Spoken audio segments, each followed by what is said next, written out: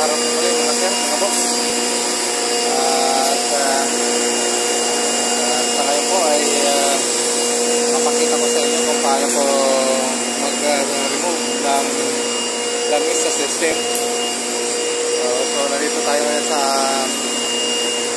tinatawag namin accumulator ng ating makina. So ito yung ating doon yung ating oil separator ng accumulator.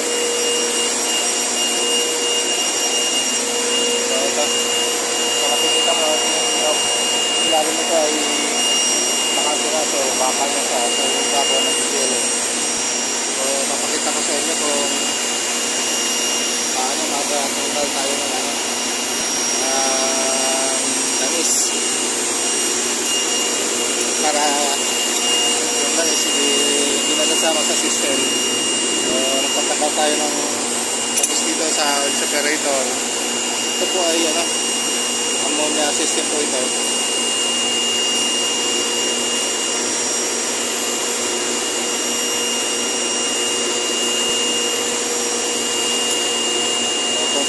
Dahan-dahan natin buksan yung kanyang valve. Ayan natin itong may nalabas na langis dito. So napang-adjust pa tayo.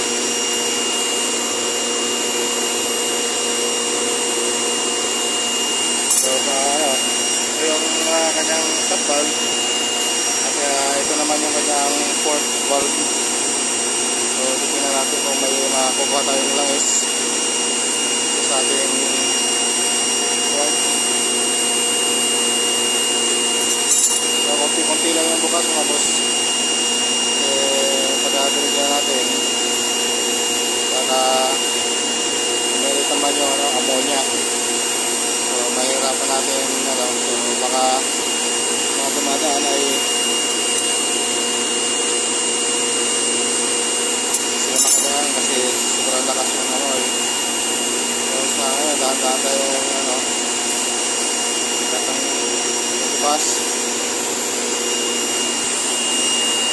Tama natin ito ito kanina. Ayan, nakapagtanggal na tayo ng tayo natanggal na langis. Ito yung isa pa. Dinadahanan lang natin tanggalan para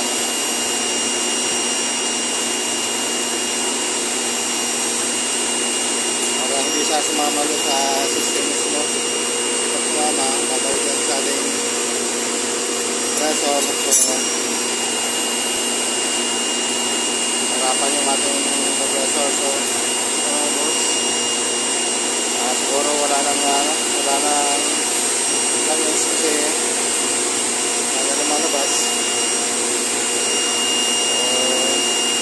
So ganyan.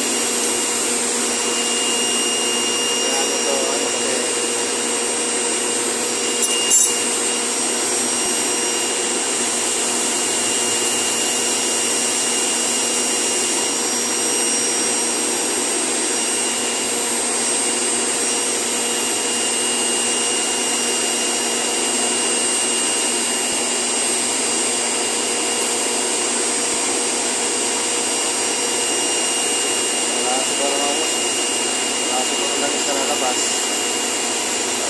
Mahirap na naka-controlate natin So kaya nakapagtanggal na tayo. So ito ay bahagi ng ng ating accumulator. Ipapo niya accumulator tank. Hindi na dito yung kanyang ammonia pump. Dalawang ammonia pump. Yan. Ito yung kanyang separator. So dito sa separator dapat lagi natin para lagi natin tatanggalan yung langis. So ngayon okay na. So marami naman yung tatanggal natin. Ngayon yung isa ay ito yung iba.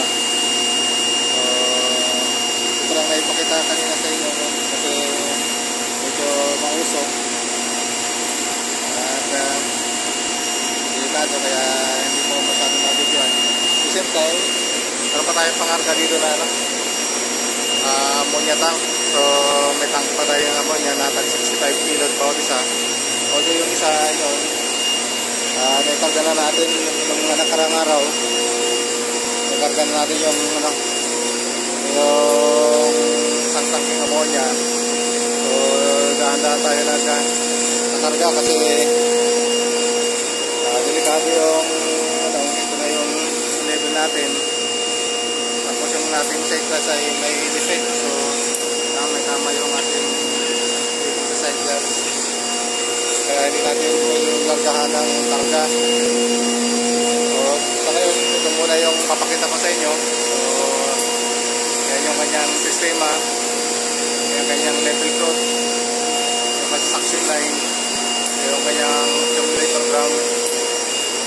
So ito yung ating separator sa ilalim.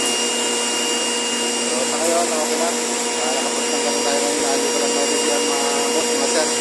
Pasensya na at medyo nagmamadali ako dahil nga para hindi natin maano yung dalang tao dito sa area, dahil malapit lang ito sa daan ng mga tao, kaya sinamantala natin na walang masyadong dumadang tao habang tayo nag-oil drain, kasi mahirap na kung mga tao, kasi baka malangkap nila yung amoy ng ammonia, so baka magpanik sila o masuffocate o ma-nervous.